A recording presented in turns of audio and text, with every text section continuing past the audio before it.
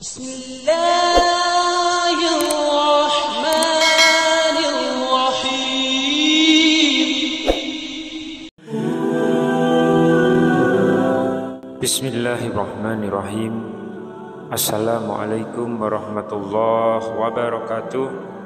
Syukur alhamdulillah kita masih dipertemukan kembali di channel ini. Salawat dan salam selalu dan tetap tercurahkan kepada junjungan kita Nabi besar Muhammad sallallahu alaihi wasallam. Allahumma sholli ala sayyidina Muhammad wa ala ali sayyidina Muhammad. Harapan dan doa saya semoga sahabatku semuanya selalu diberikan kesehatan, dilapangkan rezekinya, diampuni dosa-dosanya, dipanjangkan umurnya, dan semoga kita tidak mati kecuali mati dengan beriman dalam Islam. Dan sempatkanlah menuliskan sholawat di kolom komentar, insya Allah akan menjadi bukti cinta kita kepada Rasulullah Muhammad sallallahu alaihi wasallam. Semoga kita semua mendapatkan syafaat beliau di akhirat kelak. Amin ya rabbal alamin. Sahabat seiman yang dirahmati Allah, bertobat kepada Allah adalah sebuah ibadah yang mulia dan Allah Maha Pengampun. Keutamaan taubat dan keutamaan istighfar sangat banyak. Padahal taubat adalah mudah dan istighfar pun ringan di lisan. Tentunya keutamaan taubat dan istighfar tidak akan diraih jika taubatnya hanya bercanda dan istighfarnya tidak ikhlas. Lalu bagaimana mungkin seseorang bisa mendapatkan manfaat istighfar kalau istighfar saja tidak pernah? Padahal istighfar adalah cara seorang muslim memohon ampun kepada Allah Subhanahu wa taala. Banyak sekali keajaiban dan keutamaan yang terkandung di dalam istighfar. Allah memerintahkan kita untuk beristighfar seperti yang tercantum dalam Al-Quran surat Nuh ayat yang ke-10.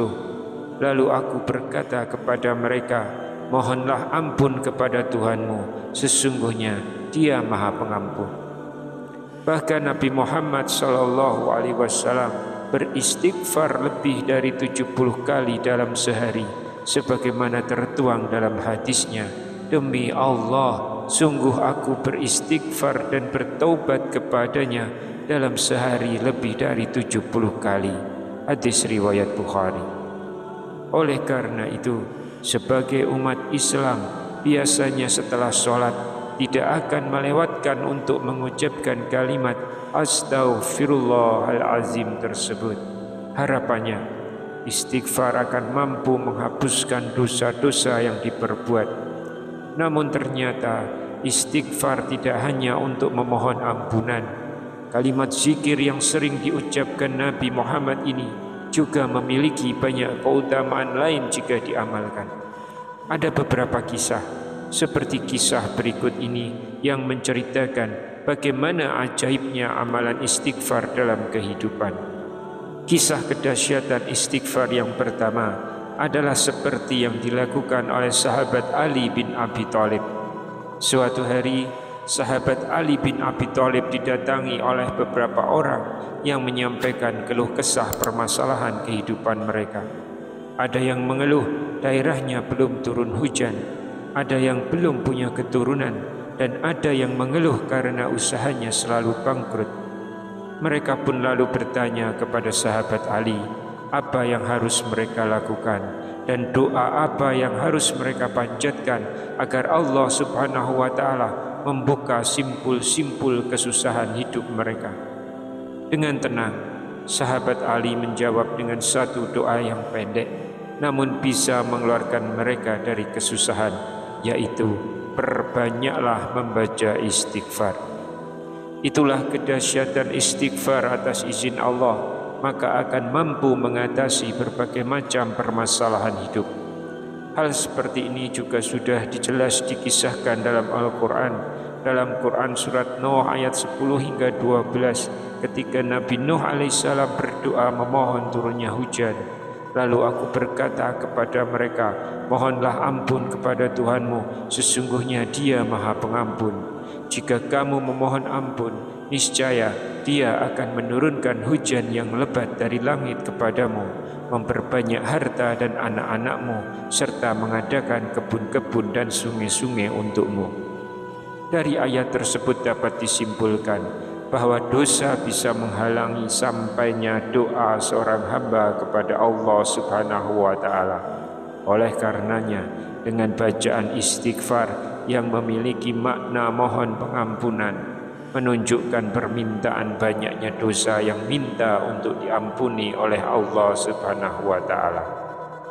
Kisah dahsyatnya istighfar yang kedua dimulai dari kisah pedagang roti yang ingin berjumpa dengan Imam Ahmad. Imam Ahmad rahimahullah adalah salah satu ulama mazhab 4 yang namanya masyhur hingga saat ini. Pada zamannya, beliau begitu dihormati oleh banyak orang. Dalam sebuah kisah yang ditulis oleh Imam Al-Jauzi rahimahullah dalam buku tentang Imam Ahmad dikisahkan bahwa saat sang imam telah memasuki usia senja, beliau begitu ingin pergi ke negeri Syam. Namun anehnya, Imam Ahmad sama sekali tidak memiliki tujuan yang jelas dan alasan yang jelas kenapa dirinya harus menempuh perjalanan yang jauh dari kediamannya di Baghdad menuju Syam. Sesampainya di Syam, Imam Ahmad berhenti untuk menunaikan sholat zuhur. Tidak ada yang mengenalinya, mengingat pada zaman dahulu belum ada teknologi secanggih saat ini. Ia pun menunggu di masjid tersebut hingga menjelang sholat asar. Setelah asar, sang imam membaca Al-Quran untuk menunggu waktu maghrib dan isya. Setelah malam, Imam Ahmad kemudian ingin tidur dan beristirahat di masjid tersebut. Namun sayangnya, sang penjaga masjid tidak mengizinkan ia untuk tidur di sana. Wahai Syekh, Anda tidak boleh tidur di sini. Ini peraturan masjid di sini. Silahkan pergi, kata penjaga. Namun Imam Ahmad menolak. Saya musafir. Saya ingin istirahat di sini, jawab sang imam. Namun sang penjaga pun tetap menolak dan memintanya untuk keluar. Lalu kemudian mengunci pintu masjid.